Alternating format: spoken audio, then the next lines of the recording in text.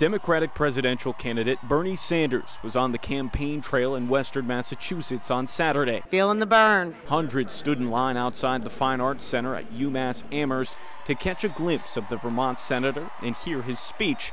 Sanders first addressed the crowds outside. The bottom line of this campaign is to ask the American people to think big, not small. It was Sanders' second visit to western Massachusetts in the past 3 months. Bernie Sanders touted grassroots funding with contributions from over 2.5 million people in 2015, raising over $33 million in the last 3 months. Yet Hillary Clinton remains the Democratic presidential frontrunner in most polls, and she raised $37 million for her primary campaign in the last 3 months.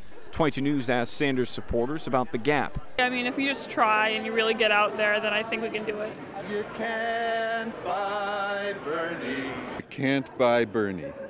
He's incorruptible. Together, we are going to revitalize American democracy and create a government which represents all of us, not just a handful of billionaires. But not everyone in attendance was in support of Bernie's views.